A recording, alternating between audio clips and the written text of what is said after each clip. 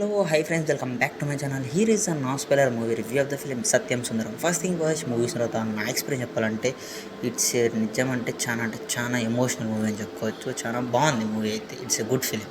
And ఈ video continue చేసే ముందు ఒకే విషయం, అండ్ మెయిన్గా ఈ అంటే ఈ రివ్యూ అనేది మేము కొంచెం లేట్గా అప్లోడ్ చేస్తాను. దానికి రీజన్ ఏమంటే మెయిన్గా నా సబ్స్క్రైబర్స్ తెలుసా ఉంటుంది. ఎందుకంటే నేను ఈ మంత్లో టార్గెట్ చెప్పింటే ఆ టార్గెట్ రీచ్ కాలేదు మనం. అయినా కానీ నాకు సబ్స్క్రైబ్ చేసుకున్న ప్రతి ఒక్కరికి కూడా థ్యాంక్ యూ సో మచ్. వాళ్ళ కోసమే ఒక మంచి కంటెంట్ వీడియోస్ నేను అప్లోడ్ చేస్తాను. అవి రేపటి నుంచి వచ్చేస్తాయి.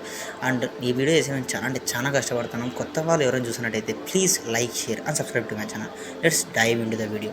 సత్యం సుందరం ఈ మూవీ మాట్లాడుకోవాలంటే మెయిన్గా మన టైటిల్లోనే అర్థమవుతుంది. 2 characters main leads. Total movie అంతా కూడా వాళ్ళ చుట్టూగానే తిరుగుతూ ఉంటుంది. అండ్ మెయిన్గా మనం మాట్లాడుకున్న ప్లాట్ విషయానికి వచ్చినట్టయితే మన సత్యం సత్యం అనే క్యారెక్టర్ వచ్చి ఒక మ్యారేజ్ అటెండ్ అయ్యేకి వెళ్తుంది. అక్కడ తన చైల్డ్హుడ్ ఫ్రెండ్ని కలిసిన తర్వాత అక్కడ వాళ్ళు ఆ కొంచెం సేపు ఉన్న సీన్నే మనం అంతా టోటల్ మూవీ అంతా కూడా ఇదే బ్యాక్గ్రౌండ్. అండ్ మెయిన్గా ఇంత సింపుల్గా చెప్పేసినా ఇది స్పాయిలర్ అంటే అస్సలు స్పాయిలర్ కాదు.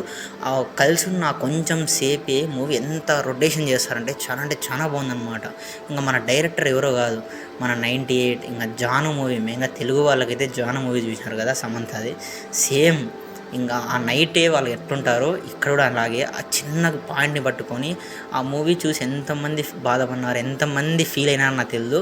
ఈ మూవీ అంతకు మించి ఇంకా దాని మించి ఇంకా వేరే పేరులే ప్రతి ఒక్కటి ఉంటుంది అబ్బా. ప్రతి ఒక్క సీన్ టు సీన్ కూడా అంత మనసుకు అంత హట్ అయినట్టు, అంత హార్ట్ టచింగ్ ఉంటుంది ప్రతి ఒక్క సీన్ కూడా.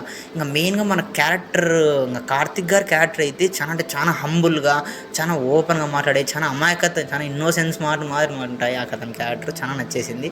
ఇంకా మన అరవింద్ స్వామి గారి క్యారెక్టర్ అయితే సేమ్ ఆయన క్యారెక్టర్కి తగ్గట్టుగానే ప్రతి ఒక్కటి కూడా ఆలోచించుకుంటూ వేరే వాళ్ళు ఏమనుకుంటారో, మనం ఒక మాట జారిస్తే ఎలా ఏమనుకుంటారో, ఎలా వాళ్ళు బ్రేక్ అవుతారేమో అలా ప్రతి ఒక్కరు కూడా డీటెయిల్గా రాసుకోవడం జరిగింది. అరవింద్ నిజంగా అది ఏదో హైలైట్ అబ్బా. అరవింద్ స్వామి గారిని ఏడిచారనుకో మనకు చాలా బాధ అనిపిస్తుంది. మూవీ చూసేంతసేపు కూడా అరవింద్ స్వామి గారు ఏడిచే సీన్స్ చాలా తక్కువ, ఆయన బాధపడే సీన్స్ చాలా తక్కువ. కానీ ఆ వచ్చిన సీన్స్ మాత్రం మనకైతే మనం బాధపడుతూ ఉంటాం, రియాలిటిక్గా మనం బాధపడుతూ ఉంటాం. అది వింత.